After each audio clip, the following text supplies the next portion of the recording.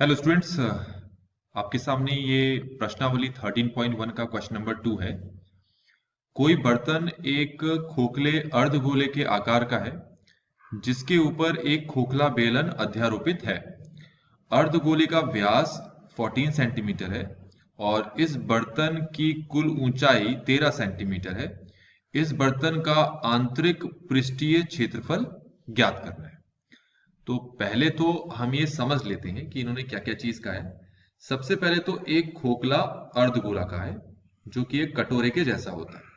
ठीक हो गया। और इसी के साथ एक बेलन के बारे में भी इन्होंने कहा है। तो ये रहा हमारे पास वो बेलन, ये भी खोखला है। ठीक है, तो खोखला है यहां से। ठीक है, अब अर्धगोले का जो व्यास दे रखा है वो 14 सेंटीमीटर है। व्यास का मतलब यहां से यहां तक की दूरी को हम व्यास कहते हैं। तो व्यास का आधा होता है त्रिज्या। तो अगर 14 को 2 से भाग कर दो तो आपके पास त्रिज्या आ जाएगा। तो त्रिज्या कितना आ गया, ये 7 सेंटीमीटर। ठीक है, अब आते हैं हम इसकी तरफ। ये हमारे पास क्या है, बेलन। अच्छा, अब कहा क्या है इन्होंने, इन्होंने कहा है कि जो खोखला अर्धगोला है उसके ऊपर इस बेलन को रख दिया गया है। तो अगर उसके ऊपर रखा होगा तो उसका डायग्राम कैसे बनेगा वो हम समझ लेते हैं। तो अगेन मैं फिर से ये अर्धगोला बना देता हूं। ये इस तरीके से बना दिया और इसके ऊपर ये रख दिया हमने बेलन। जब वो कह रहे हैं कि इसके ऊपर आपने बेलन रखा है तो वो बेलन इस तरीके से रखा है कि बिल्कुल वो फिट आ गया है। अब फिट आने का मतलब क्या है? फिट आने का मतलब ये है कि जो त्रिज्या आपने अर्धगोले के लिए निकाली थी वही त्रिज्या आपकी बेलन के लिए भी मानी जाएगी। तो ये दूरी भी, ये त्रिज्या भी कितनी होगी, 7 सेंटीमीटर। तो इसकी त्रिज्या भी आपके पास कितनी होगी, 7 सेंटीमीटर। अब इतना समझ में आ गया होगा। देखो, ये जो आपका अर्धगोला है ना, इसको कहते हैं त्रिज्या। यहां से यहां तक की दूरी को हम क्या कहते हैं, त्रिज्या। मैं फिर से बना के दिखाता हूं। ये केंद्र है, ये हो गया त्रिज्या। ये भी त्रिज्या ही होता है। ठीक है, क्योंकि जो अर्धगोला है वो गोले से बन के आया होता है। तो ये त्रिज्या होती है, ये भी त्रिज्या होती है, और ये भी त्रिज्या होती है, ये भी त्रिज्या होती है। तो ये भी त्रिज्या है। तो ये कितना है, 7 सेंटीमीटर। यहां तक समझ में आ गया होगा। क्वेश्चन में एक चीज और कहा है कि ये जो आपके पास बनकर तैयार हो गया है इसकी कुल ऊंचाई, अगर कुल ऊंचाई कह रहे हैं तो इसका मतलब यहां से लेकर यहां तक जो कुल ऊंचाई है वो कितनी दे रखी है, जरा एक बार और देख लें कितनी दे रखी है, 13 सेंटीमीटर दे रखी है। ठीक हो गया। तो ये मैं यहां पर दिखाता हूं, ये कुल ऊंचाई हमें 13 सेंटीमीटर है।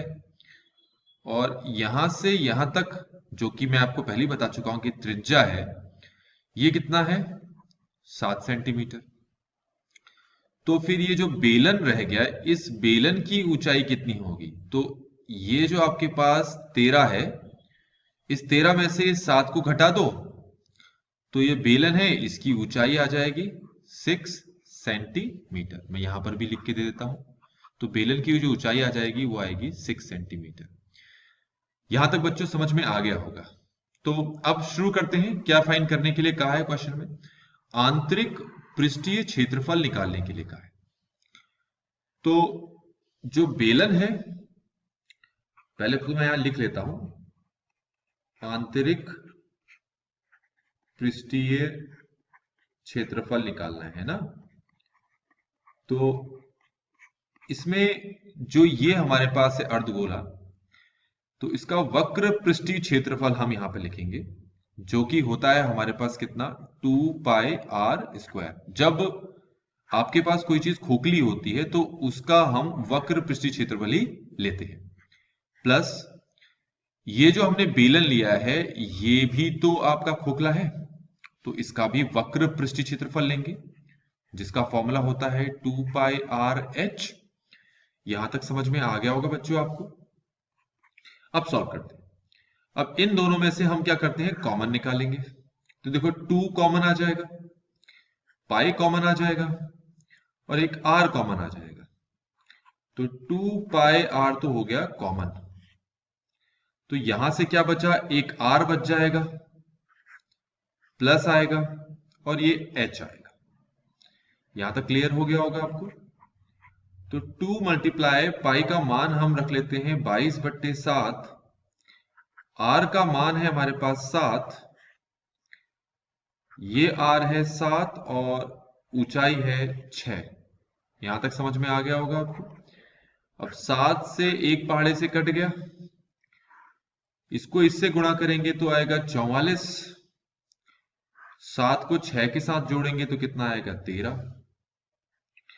अब 13 को 44 से हम गुणा कर लेते हैं तो आएगा 52, तो ये हो गया 572।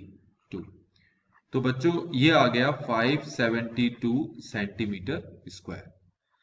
तो ये जो हमारे पास चित्र बना है, इसका आंतरिक पृष्ठीय क्षेत्रफल हमारे पास कितना आ गया 572। आई होप कि आपको ये क्वेश्चन पूरी तरह समझ में आया होगा और साथ ही साथ इसका सोल्यूशन भी समझ में आया होगा। Thanks for watching.